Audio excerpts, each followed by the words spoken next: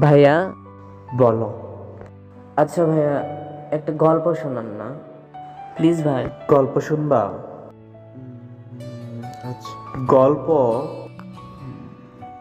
তবে শোনো, একটা গল্প বলি। গল্পটা হচ্ছে আবির নামে একটি ছেলের। সে আমাদের দেয়ানগঞ্জেরই ছেলে, বুঝছো? তাহলে শোনো। আবিরের ছোটবেলার সবচেয়ে বড় স্বপ্ন ছিল পাইলট হওয়া। আকাশ ছুঁয়ে পৃথিবীকে উপর থেকে দেখবে, এটাই ছিল তার স্বপ্ন। কিন্তু বড় হওয়ার সাথে সাথে তার স্বপ্নের পরিবর্তন ঘটে। 2016 সাল, বয়স তখন তার মাত্র 18।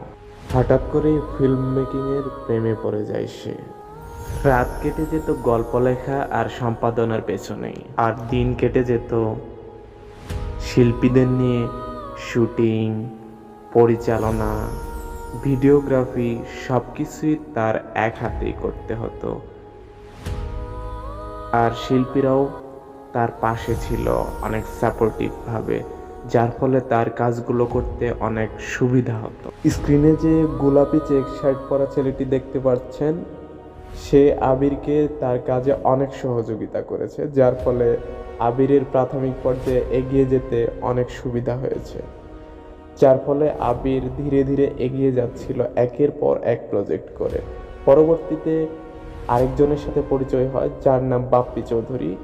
সে এখন ছেলেটির সিনেমাটোগ্রাফার। তাকে আর নিজের হাতে সিনেমাটোগ্রাফি করতে হয় না। কিন্তু হঠাৎ করে ছেলেটিকে আর কোথাও খুঁজে পাওয়া গেল না। নতুন কোনো পোস্ট, নতুন কোনো ফিল্ম নিয়ে কোনো আলোচনা নেই, কোথাও খুঁজে পাওয়া গেল না, যেন ছেলেটি পৃথিবী থেকেই হারিয়ে গেছে।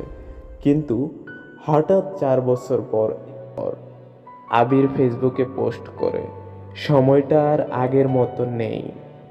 আসছে 25শে সেপ্টেম্বর, আমার 28 বছর পূর্ণ হতে যাচ্ছে। এখন শখের চেয়ে কর্মজীবনে সবচেয়ে বেশি সময় ব্যয় হচ্ছে।